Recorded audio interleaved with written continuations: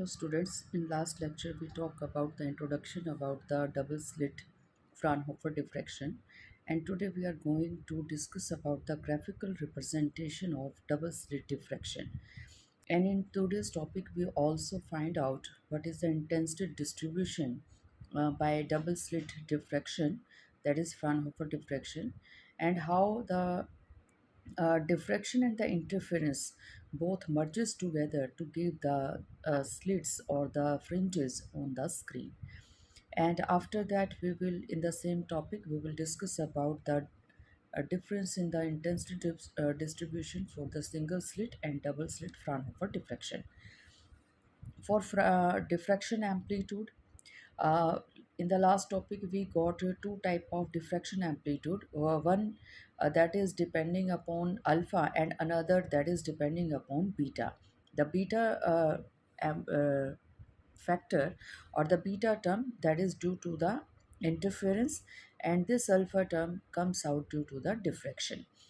A is equal to a naught sine alpha by alpha, that is the amplitude uh, that is we obtain on the screen after the rays or the wavefronts superimpose coming from the same slit में से जब आएंगे तब आपका diffraction होगा.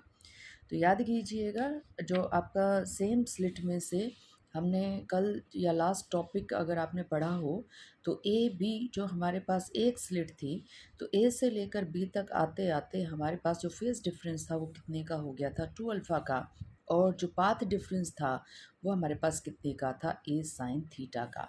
And how these two, that is path difference A sine theta is related with the phase difference 2 alpha, that is 2 alpha is equal to 2 pi upon lambda into a sin theta, and we cancel out 2 by 2 and we have alpha is equal to pi upon lambda a sin theta.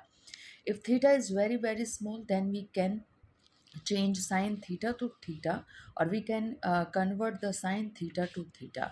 तो आपने देखी यहाँ पर a sin theta की जगह यहाँ पर हमने नेक्स्ट क्या पुट कर दिया है, a theta पुट कर दिया है. नाउ देखिए हमें मैक्सिमा कब मिलेगा, मैक्सिमम इंटेंसिटी कब मिलेगी, हमें मैक्सिमम इंटेंसिटी तब मिलेगी जब हमारा ये फैक्टर कितना हो जाएगा 1, और ए इज इक्वल टू किसके इक्वल हो जाएगा, ए नोट के. और ये 1 ना हो तो कम से कम नॉन ज़ीरो तो हो, क्योंकि अगर ये ज़ीरो हो गया then the amplitude is going to be zero due to the diffraction, and intensity is directly proportional to the amplitude square. If there is no amplitude, we are not getting any type of brightness on the screen. तो अगर हमने यहाँ पर ये put कर दिया, if alpha is equal to zero, alpha याद कीजिएगा किस कंडीशन में ज़ीरो था, सेंट्रल मैक्सिमा के केस में ज़ीरो था. सारी रेज जो हैं वो आपकी एक ही फेज़ के साथ पहुँच रही थी, तो alpha is equal to zero था उस केस में. अब alpha is equal to zero put कीजिए यहाँ पे और यहाँ पे भी, तो sine alpha upon alpha that comes out to be 1, वो हमारा 1 हो जाएगा. तो amplitude is equal to A naught, maximum amplitude आ गया है. तो ये सेंट्रल मैक्सिमा की कंडीशन थी. अब देखिए किन एंगल्स के लिए आपका जो अल्फ़ा है वो वैनिश हो जाएगा, ख़त्म हो जाएगा. मिनिमा की कंडीशन कहाँ कहाँ पर होगी, यहाँ पर पुट कीजिएगा alpha is equal to plus minus pi 180 degree. आप जानते हैं sine 180 degree is equal to zero, तो इस term is going out to be zero. अगर ये टर्म हमारी ज़ीरो हो गई तो हमारा जो डिफ्रैक्शन का एम्पलीट्यूड है ये हमारा पूरा का पूरा क्या हो जाएगा, फैक्टर ज़ीरो, ए ज़ीरो हो जाएगा. तो इंटेंसिटी क्या हो जाएगी, ज़ीरो हो जाएगी. तो हमें देखिए कौन कौन से एंगल्स मिल रहे हैं यहाँ पे. हमें एंगल मिल रहा है पाई, 2 पाई के ऊपर भी आप जानते हैं साइन 360 के ऊपर भी आपका ये वाला पैरामीटर जो है, आपका ये फैक्टर जो है वो ज़ीरो हो जाएगा. तो आपके पास कहाँ कहाँ पर ज़ीरो, तो आपका क्या हो गया था, central maxima. After that you are getting zero intensity when alpha is equal to pi, and after that you are getting when alpha is equal to 2 pi. ये तो आपका फेज़ डिफरेंस है. फेज़ डिफरेंस की बजाय अगर हमें angle of diffraction पता हो तो वहाँ से भी आप मिनिमा की कंडीशन निकाल सकते हैं, क्योंकि देखिए alpha is equal to pi upon lambda a theta है. If you know the value of alpha you can easily find out angle theta. The angle theta is the angle of deviation. एजेस के ऊपर आपकी light जो bend हो गई थी about the edges, ये वो एंगल है थीटा. तो आपने अल्फ़ा की वैल्यू पुट की, अल्फ़ा की वैल्यू मान लीजिए कि यहाँ पर आपने पाई पुट कर दी, तो पाई से पाई आपका कैंसिल हो जाएगा. Now theta comes out to be lambda upon a, plus minus sine था यहाँ पे, तो यहाँ पर भी प्लस माइनस हो जाएगा. Similarly put alpha is equal to 2 pi, 2 से 2 आपका कैंसिल आउट हो जाएगा, लैम्डा इधर चला जाएगा तो 2 lambda divided by A, plus minus यहाँ पे भी था तो हमारे यहाँ पे भी आ गया है. तो दीज आर द एंगल्स, ये वो एंगल है. अगर ये लाइट आपकी या जो रे है एजेस के साथ इतने का एंगल बना रही है, तो इन एंगल्स के ऊपर you are going to get the minima. आपको जो स्क्रीन के ऊपर है डिफ्रैक्शन की वजह से ये आपके मिनिमा के पॉइंट्स आपको मिलने वाले हैं. उसके बाद देखिए यहाँ से मैं एक बार आपको फिर दोबारा क्लियर आउट कर देती हूँ. ये देखिएगा यहाँ पर मैंने आपको दिखाया था कि ये हमारी स्लिट है ए बी, और लेट अस कंसीडर कि ये हमारी स्क्रीन है. तो अगर हम यहाँ पर ये कंसीडर कर लें कि about a and about b जो लाइट है वो डिफ्रैक्ट हो रही है, तो लाइट जो है यहाँ पर मान लीजिए ये आपकी डिफ्रैक्ट हो रही है, सीधी जाने की बजाय लाइट आपकी एंगल थीटा से क्या कर गई है, डेविएट कर गई है. सिमिलरली लाइट स्ट्रेट पाथ लेने की बजाय फर्मेट प्रिंसिपल की बजाय एंगल थीटा से क्या कर गई है, डिफ्रैक्ट कर गई है. तो हम यहाँ पर ये बात कह रहे हैं कि एंगल जो थीटा है आपका प्लस माइनस लैम्डा बाय हुआ ए, यहाँ पर भी ये थीटा और लैम्डा बाय हुआ तो ये भी आपके पास ये होगा, या फिर ये एंगल आपका plus minus 2 lambda upon a हुआ, या फिर plus minus 3 lambda upon a हुआ, then you are going to get the at P position. अगर आपके पी पोजीशन पे ये लाइट पहुंच रही है due to this angle of deviation, then you are going to get the darkness at the point P point के ऊपर आपको इन एंगल्स के ऊपर डार्कनेस मिलने वाली है. तो थीटा की वैल्यू अगर हमें पता है तो हम पता लगा लेंगे कि कहाँ कहाँ पर हमें डार्क पैटर्न्स मिलने वाले हैं. तो याद रख लीजिएगा, डिफ्रैक्शन हो रहा है लैम्डा अपॉन ए पर तो डार्कनेस मिलेगी, 2 लैम्डा अपॉन ए पर तो डार्कनेस मिलेगी, 3 लैम्डा अपॉन ए पर भी डार्कनेस मिलेगी. तो ये मिनिमा की कंडीशन है. Similarly we can find out maxima, हमें मैक्सिमा की वैल्यू भी मिल जाएंगी. सोचिएगा साइन अल्फ़ा की वैल्यू जो है मैक्सिमम कब कब होगी, अल्फ़ा की जगह पाई/2 रख दीजिएगा तो भी आपके पास हो जाएगी. तो यहाँ पर आप वैल्यू जैसे जैसे अल्फ़ा की वैल्यू पुट करते चले जाएंगे तो हमें क्या मिलती जाएगी, थीटा की वैल्यू भी मिलती हुई हमें चली जाएगी.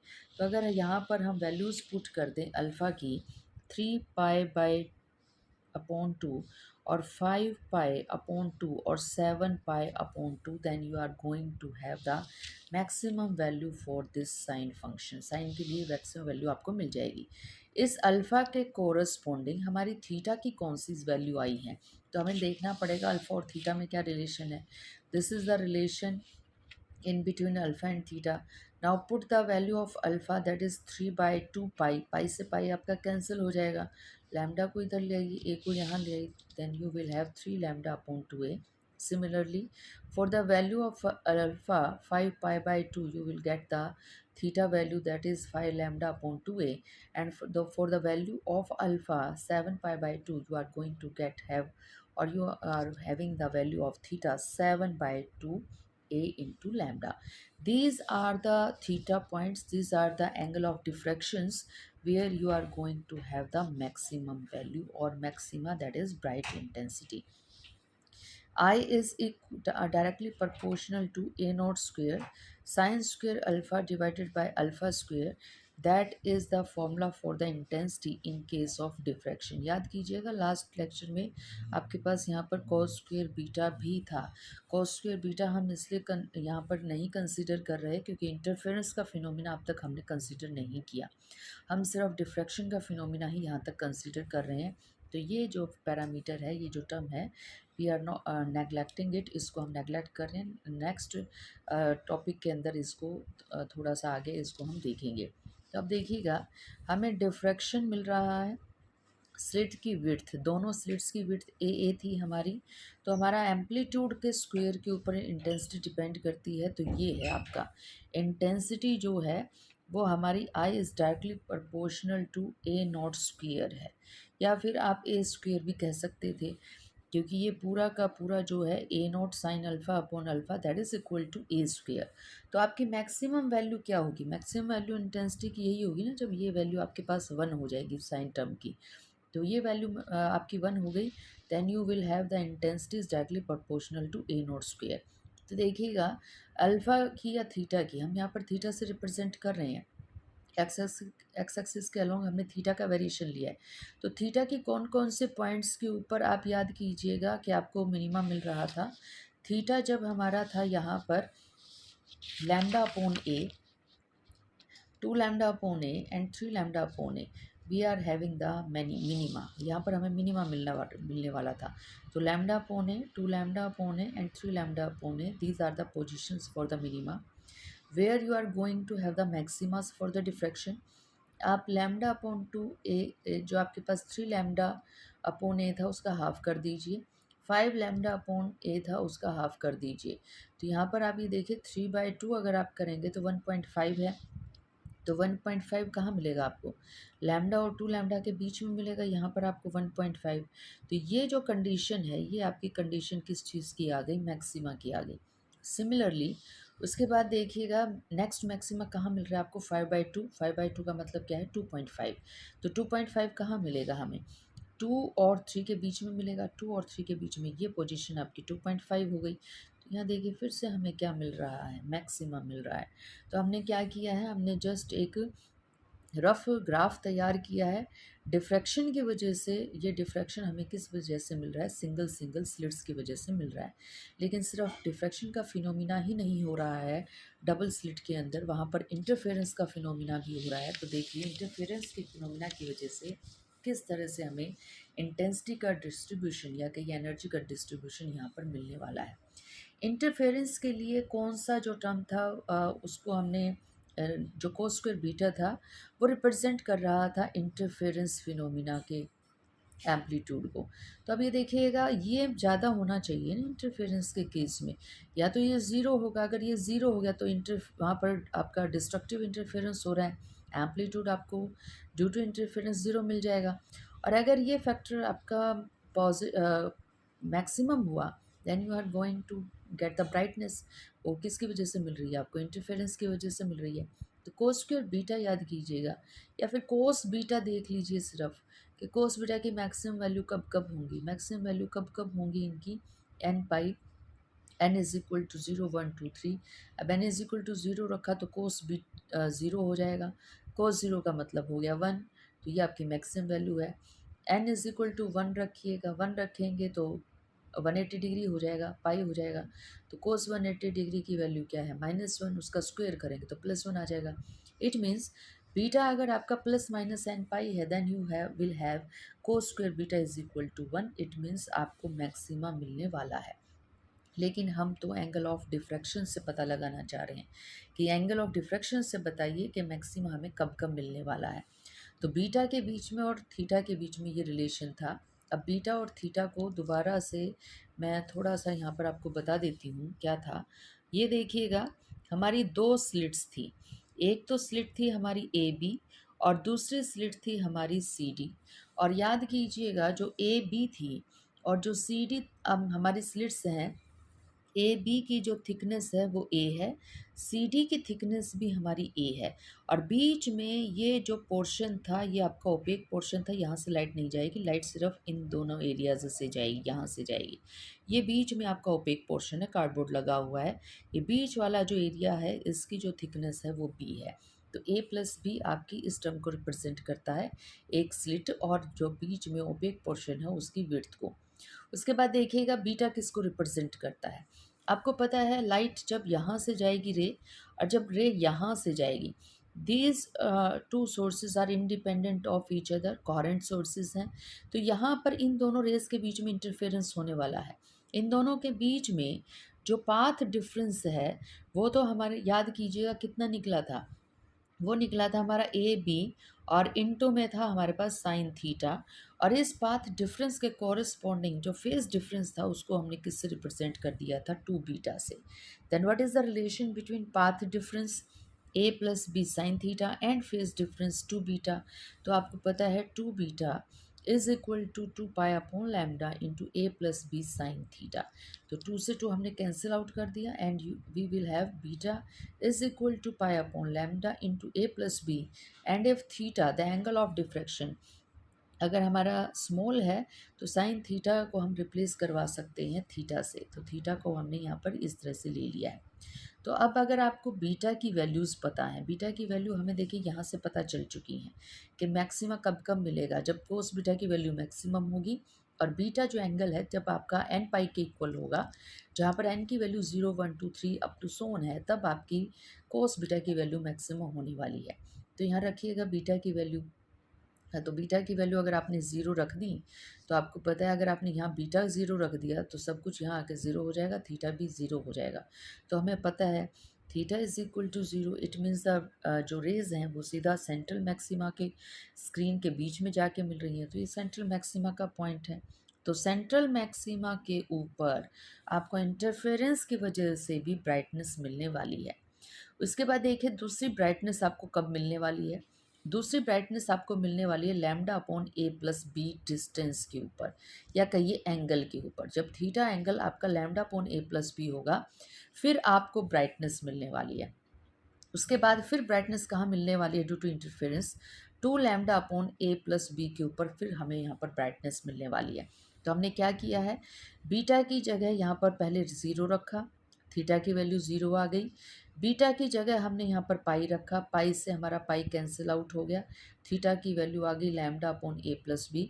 बीटा की जगह यहाँ पर हमने क्या रख दिया है, टू पाई, पाई से पाई कैंसिल हो गया, टू बच गया आपका, लैम्डा इधर आ जाएगा, ए प्लस बी नीचे आ जाएगा, then you will have the another value of theta for the maxima due to the interference की वजह से जो मैक्सिमा आ रहा है। तो theta is equal to zero तो सेंट्रल मैक्सिमा को रिप्रेजेंट कर रहा है, और ये बाकी मैक्सिमाज आपको मिल रहे हैं। We get another maxima on either side of the central maximum called the principal maximum.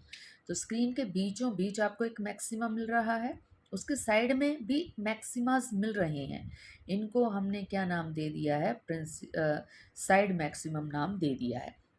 उसके बाद देखिए इंटरफेरेंस जो है डिस्ट्रक्टिव भी होगा, क्रस्ट के ऊपर ट्रफ भी करेगा, तो वहाँ की कंडीशन क्या रहेगी, आपका ये वाला फैक्टर जो है जो रिप्रेजेंट कर रहा है इंटरफेरेंस फैक्टर, ये इंटरफेरेंस फैक्टर अगर ज़ीरो हो गया तो यहाँ पर डिस्ट्रक्टिव इंटरफेरेंस को रिप्रेजेंट कर रहा है। और सोचिएगा बीटा यानी कि कोस के किस एंगल के लिए ये रिजल्ट ज़ीरो होंगे, पाई बाई टू के लिए, 3 पाई बाई 2 के लिए, 5 पाई बाई 2 के लिए, यानी कि बीटा अगर आपका odd integral multiple of pi by 2 हो गया तो आपको रिजल्ट ये ज़ीरो मिलने वाला है। तो यहाँ पर रख दीजिए beta is equal to n plus one pi by two, एन की वैल्यू जहाँ पर आपकी 0 1 3 0 1 2 से आपकी आगे चलती चली जाएगी।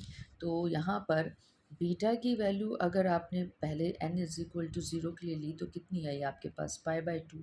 तो पाई बाई टू अगर आपके पास आ गई है तो यहाँ पर रख दीजिएगा पाई बाई टू, पाई से पाई कैंसिल हो जाएगा, and again you will have the value of theta. तो थीटा की वैल्यू आपके पास आ जाएगी।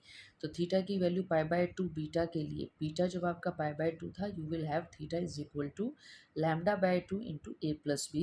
Similarly, when beta is equal to 3 pi upon 2, then you will have theta 3 lambda upon 2 a plus b. And again, if n is equal to 2, beta will be 5 pi by 2 and theta will be pi by 2 into lambda divided by a plus b. तो अब यहाँ से तो देखिए हम निकाल भी पाएंगे और नहीं भी निकाल पाएंगे। अगर हमें कोई ए और बी के बीच का रिलेशन दे दे तो हमें डिस्टेंसेस का पता चल जाएगा, क्योंकि अब तक हमने सारे रिजल्ट्स ए की फॉर्म में निकाले हैं, बी की फॉर्म में नहीं निकाले। तो फर्स्ट केस अगर हम ये कंसिडर कर रहे हैं, सबसे सिंपलेस्ट केस कि बी इज़ इक्वल टू ए हो जाए। बी इज़ इक्वल टू ए का मतलब क्या है, इस डायग्राम पे दोबारा आ जाइए। ये जो डायग्राम हमने छोटा सा यहाँ पे बनाया था कि ये जो ए बी है आपकी स्लिट, ए बी स्लिट की जो थिकनेस है ए, और जो बी सी आपका ओपेक पोर्शन है जिसमें से लाइट नहीं जाएगी, ये बी और ए, ये जो थिकनेस है इस ओपेक की और इस पोर्शन स्लिट की विड्थ की, अगर ये दोनों इक्वल हो जाए, a is equal to b हो जाए, तो देखिए किस तरह से हमारी थीटा की वैल्यू को हम यहाँ से निकाल लेंगे।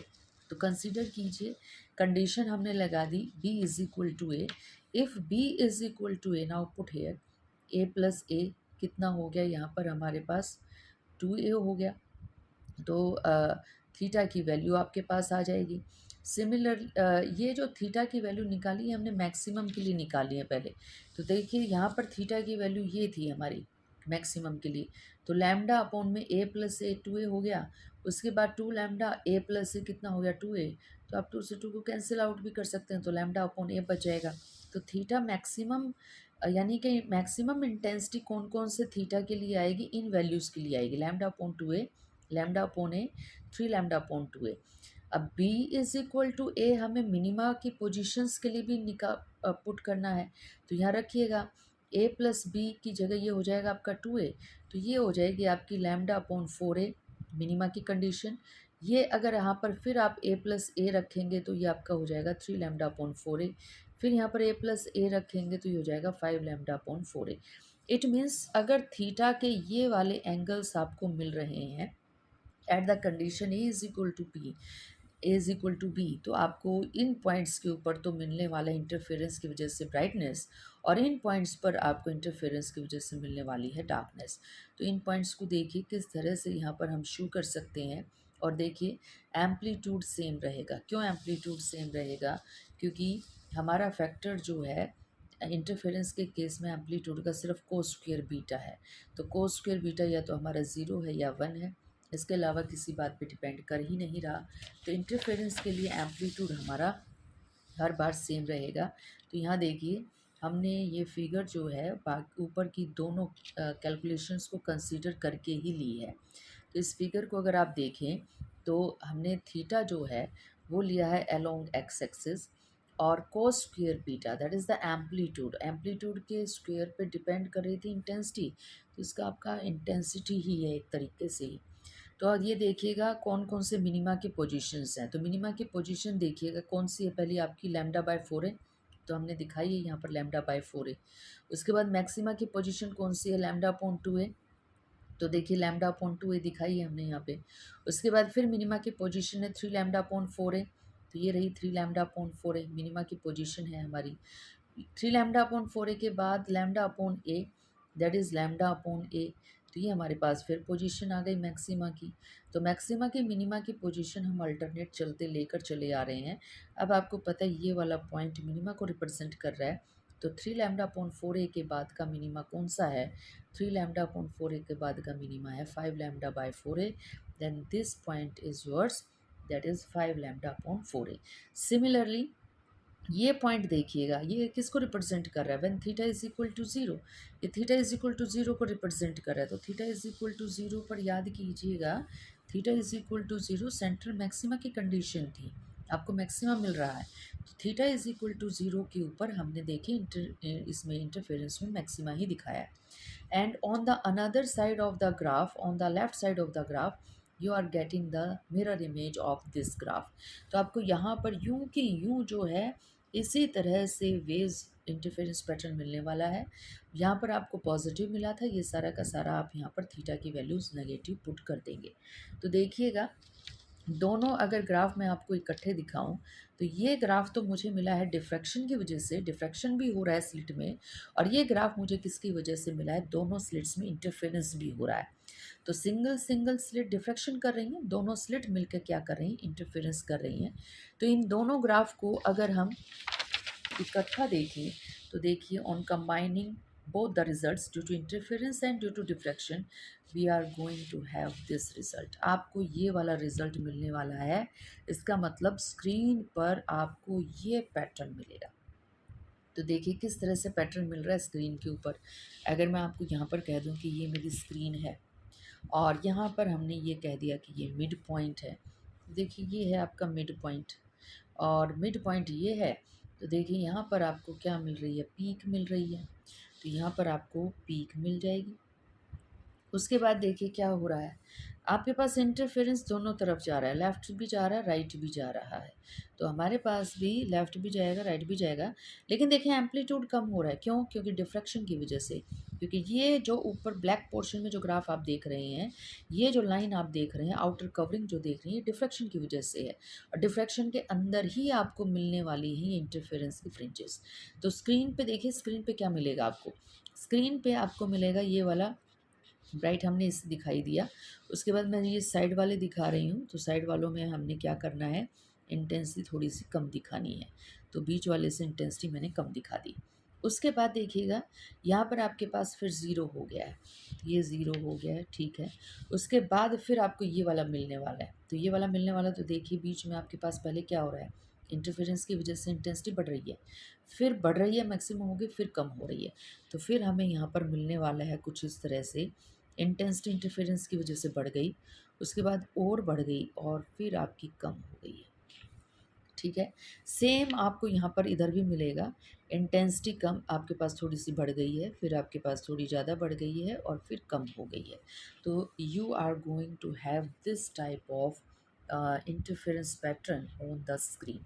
तो स्क्रीन पे आपको यहाँ पर मिलेगी ब्राइटनेस, ये पोर्शन आपका डार्कनेस का है, फिर आपको ये वाला पोर्शन ब्राइटनेस का, फिर डार्कनेस का, फिर ब्राइटनेस का। लेकिन आप ये देखिएगा, ये जो इंटेंसिटी है ये मैक्सिमम है, ये इंटेंसिटी कम हो गई, फिर इंटेंसिटी कम हो गई, फिर बढ़ गई, फिर कम हो गई है। तो ये पैटर्न हमें मिलने वाला है। अब पोजीशंस देखिएगा, आपकी दोनों पोजीशंस को हमने ओवरलैप करवाया, डिफ्रैक्शन की वजह से भी और इंटरफेरेंस की वजह से भी। तो डिफ्रैक्शन की पोजीशन अगर आप याद करें, तो सेंटर के ऊपर आपको मैक्सिमम मिल रहा था, ये जो बाहर आउटिंग कवरिंग है ये आपकी डिफ्रैक्शन की है। उसके बाद डिफ्रैक्शन का मिनिमा आपको कहाँ मिला था, आपको मिला था लैम्डा अपॉन ए पे। तो यहाँ पे देखिए हमने ये पोजीशंस लिख भी रखी हैं, लैम्डा अपॉन ए पे मिली है मिनिमम पोजीशन ऑफ डिफ्रैक्शन, और 2 लैम्डा अपॉन ए पे, फिर 3 लैम्डा अपॉन ए पे। तो लैम्डा अपॉन ए पे दिखाई हमने मिनिमा की पोजीशन, फिर हमने कहाँ दिखाई है, 2 लैम्डा अपॉन ए पे भी दिखाई है। डिफ्रैक्शन की वजह से मैक्सिमा कहाँ कहाँ मिला था, आपको सेंट्रल मैक्सिमा तो मिला ही था ज़ीरो के ऊपर जो हमने दिखाया है। उसके बाद मिला था 3 लैम्डा अपॉन ए पे। 3 लैम्डा अपॉन ए जो है वो देखिए यहाँ पर हम कहाँ से रिप्रेजेंट कर रहे हैं, 3 लैम्डा अपॉन ए हम यहाँ इस पोजीशन से रिप्रेजेंट कर रहे हैं, ठीक है। तो ये आपका 3 लैम्डा अपॉन ए हो गया। तो नेक्स्ट आपको मिल जाएगा यहाँ पर आपका 5 लैम्डा अपॉन ए। तो ये पोजीशंस आपकी किसकी आ गई हैं, मैक्सिमा की आ गई। उसके बाद देखिएगा इंटरफेरेंस की वजह से कहाँ कहाँ क्या क्या मिल रहा है। इंटरफेरेंस की वजह से ये पोजीशंस तो आपकी मिल रही थी कौन सी कंडीशन पे, ए इज इक्वल टू बी पे, ये मिनिमा की पोजीशंस है, लैम्डा अपॉन में 4a। तो ये देखिएगा ये था लैम्डा अपॉन ए, इस लैम्डा अपॉन ए का हमने ये ले लिया हाफ, ये हो गया आपका lambda upon 2a, lambda upon 2a zero का फिर हमने हाफ ले लिया, तो ये हो गया आपका लैम्डा अपॉन 4a। तो लैम्डा अपॉन 4a पे मिनिमा मिल रहा है, ड्यू टू इंटरफेरेंस पैटर्न हमने दिखाया है मिनिमा, यहाँ पर रेड पेन से जो दिखा रखा है वो मिनिमा पोजीशन है। उसके बाद देखिएगा दूसरा मिनिमा कहाँ मिल रहा है, 3 लैम्डा अपॉन 4a। तो आप ये देखिए ये अगर लैम्डा बाई 2, आप इसको ये तो दिखा सकते हैं 2 लैम्डा अपॉन 4a, तो इनडायरेक्टली लैम्डा अपॉन 2 ही तो हो जाएगा ये। तो ये हो गया 3 लैम्डा अपॉन 4a, तो आपको नेक्स्ट मिनिमा यहाँ पर मिला है। तो आप ये देख रहे हैं कि ये जो डिफ्रैक्शन का पैटर्न है इसी के अंदर इंटरफेरेंस के मैक्सिमा मिनिमा लगातार हमें मिलते जा रहे हैं। तो सिमिलरली नेक्स्ट जो डिफ्रैक्शन का मैक्सिमम उसके अंदर भी number of maximas minima of interference pattern हमें मिलते जाएंगे, and on the screen we are going to have this. तो ये शेप जो आई है ये डिफ्रैक्शन की वजह से आई है, और ये बीच में आपको जो जो दिखाई दे रही हैं पीक्स और कुछ डार्क पोर्शंस, ये हमारे किसकी वजह से आ रहे हैं, due to the interference pattern आ रहे हैं। सिमिलरली आपका जो नंबर है वो और भी बढ़ जाने वाला है, किस चीज़ का नंबर बढ़ जाएगा, आपकी ये जो इंटरफेरेंस पैटर्न की ये जो पीक्स है ना, यहाँ पर यह देखिए आपने 3 ही दिखाई हैं, ये आपकी 5, 7, 9, 10, 11, 12 कुछ भी हो सकती हैं। ये तो आपने कब निकाली थी, किस कंडीशन पे, when a is equal to b था। अब आप ए इज इक्वल टू 2 भी कर दीजिए, ए इज इक्वल टू 3 भी कर दीजिए।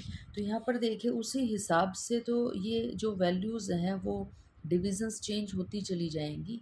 तो जब आप ये देखिए ए इज इक्वल टू बी था, तो आपको lambda upon 4a, 3 lambda upon 4a, 5 lambda upon 4a पे मिल रही थी। अगर आपने यहाँ पर ए इज इक्वल टू कर दिया कितना, ए इज इक्वल टू 2 भी कर दिया आपने यहाँ पे, या B is equal to 2a कर दिया, तो वहाँ पर आपको ये चीज़ 6a 6a 6a करके मिलने वाली है। उसके बाद अगर आपने यहाँ पर बी इज़ इक्वल टू या फिर ए इज़ इक्वल टू, इनके बीच का जो रिलेशन है वो फिर चेंज कर दिया, यानी कि बी इज़ इक्वल टू 3 भी कर दिया, तो 3 भी कर दिया, तो ये वैल्यू फिर आपकी नीचे वाली फिर चेंज होने वाली है।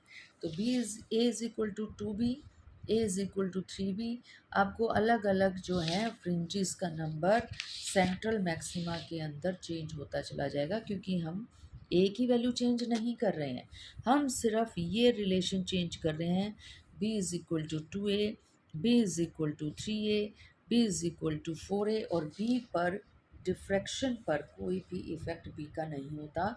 बी पर जो बी है वो सिर्फ इंटरफेरेंस के ऊपर इफ़ेक्ट डालता है। कैसे? आप जानते हैं इंटरफेरेंस जो है आपका ये था कि दोनों स्लिट से लाइट आ रही है, उन दोनों के बीच का डिफरेंस क्या है? बी है। तो बी अगर हम चेंज कर देंगे तो इंटरफेरेंस पैटर्न चेंज होगा, ना कि हमारा डिफ्रैक्शन पैटर्न चेंज हो जाएगा। तो इंटेंसिटी देखिए, टोटल इंटेंसिटी हमारा फॉर्मूला याद कीजिएगा लास्ट लेक्चर में, I is equal to 4 times. अब याद कीजिए सिंगल स्लिट में सिर्फ ये आई नोट था, यहाँ पर 4 टाइम्स हो गया है। तो इसका मतलब ये हो गया सिंगल स्लिट से जो आपकी सेंट्रल मैक्सिमा की इंटेंसिटी को अगर डबल स्लिट की सेंट्रल मैक्सिमा की इंटेंसिटी से कंपेयर किया जाए तो डबल स्लिट के अंदर इंटेंसिटी 4 टाइम्स हो जाती है as compare to the single slit for the central maxima. तो ये वाला फैक्टर किसके लिए था? डिफ्रैक्शन के लिए। और ये वाला फैक्टर किसको रिप्रेजेंट कर रहा है? Due to the interference phenomena. तो आप देखिएगा central maxima intensity becomes 4 times, और यहाँ पर अल्फ़ा इज़ इक्वल टू 0 और beta is equal to 0। This is the condition for the central maxima, दोनों ही 0 थे। अगर आप पीछे रिकॉल करके देखें तो अल्फ़ा की वैल्यू भी 0 थी और बीटा की वैल्यू भी 0 थी। Means the intensity of central interference maximum is 4 times the intensity of the central maximum of a single slit. तो सिंगल स्लिट डिफ्रैक्शन पैटर्न देखिए, सिंगल स्लिट में सिर्फ डिफ्रैक्शन हुआ था, लेकिन डबल स्लिट में दोनों ही काम हो रहे हैं, इंटरफेरेंस भी हो रहा है और डिफ्रैक्शन भी हो रहा है। और अगर आप ध्यान से देखें तो आपको जो स्क्रीन पे मिल रहा है तो ये इंटरफेरेंस पैटर्न मिल रहा है, और इंटरफेरेंस पैटर्न की जो शेप्स आ रही हैं ये डिफ्रैक्शन की वजह से आ रही हैं। तो ये 4 टाइम्स होने वाली है आपकी पीक। और सिंगल स्लिट के अंदर सिर्फ आपको बाहर की ये कवरिंग कवरिंग मिल रही थी, तो यहाँ पर आपको इंटरफेरेंस अंदर वाली लाइनें नहीं मिल रही थी। तो सिंगल स्लिट में सिर्फ आपको बाहर की कवरिंग मिल रही थी, तो ये डिफ्रैक्शन की वजह से है। तो सिंगल स्लिट में पीक मिली थी डिफ्रैक्शन की वजह से, और यहाँ पर जो पीक मिल रही है वो किसकी वजह से मिल रही है? इंटरफेरेंस की वजह से मिल रही है। तो ये देखिएगा यहाँ पर हम कुछ कंपेरिजन भी कर रहे हैं between single slit and double slit diffraction pattern. तो आप अगर इन दोनों ग्राफ्स को देखें तो ये आपका था सिंगल स्लिट का, और सिंगल स्लिट में आपको पाई पाई 2 पाई -2 पाई इनके ऊपर क्या मिल गया था? यहाँ पर सारा का सारा पैटर्न मिल गया था। यहाँ पर भी हमें वहीं पर मिल रहा है, लेकिन ये बाहर की कवरिंग नहीं मिलेगी, ये सिर्फ अंदर की जो रेड लाइंस हैं वो आपको मिलने वाली हैं। इंटेंसिटी ये जो पीक है ये अब की बार 4 टाइम्स होने वाली है इस पीक से।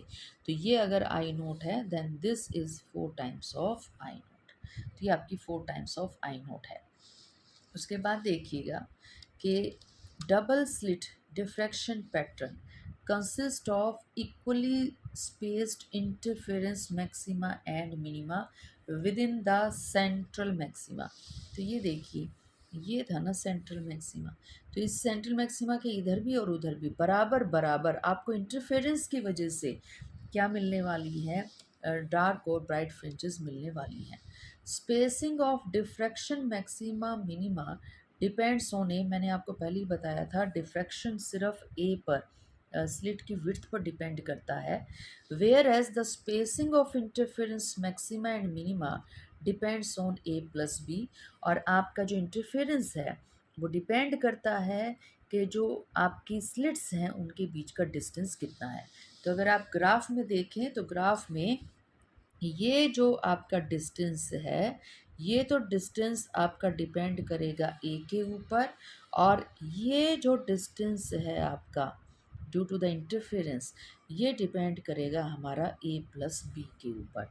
तो सिंगल स्लिट में सिर्फ डिफ्रैक्शन हुआ था, इंटरफेरेंस नहीं था। डबल स्लिट के अंदर दोनों फिनोमिनाज हो रहे हैं, तो दोनों फिनोमिनाज को आप इस तरह से दिखाएंगे। बाहर की जो कवरिंग है ये हमें नज़र नहीं आएगी स्क्रीन के ऊपर, हमें स्क्रीन के ऊपर सिर्फ ये लाइंस नज़र आएंगी जो किसकी वजह से हैं? इंटरफेरेंस की वजह से हैं। लेकिन ये जो शेप बन रही है इंटरफेरेंस फ्रिंजेस की, ये due to the diffraction phenomena मिल रही है। और डिफ्रैक्शन में ये जो आपकी विड्थ रहेगी वो सिर्फ ए पर डिपेंड करती है, और इंटरफेरेंस में ये जो विड्थ है हमारे फ्रिंजेस की वो डिपेंड करती है ए प्लस बी के ऊपर। तो ये है हमारा that is double slit Fraunhofer diffraction. Next topic के लिए चैनल को जो है लाइक कीजिए और सब्सक्राइब कीजिए।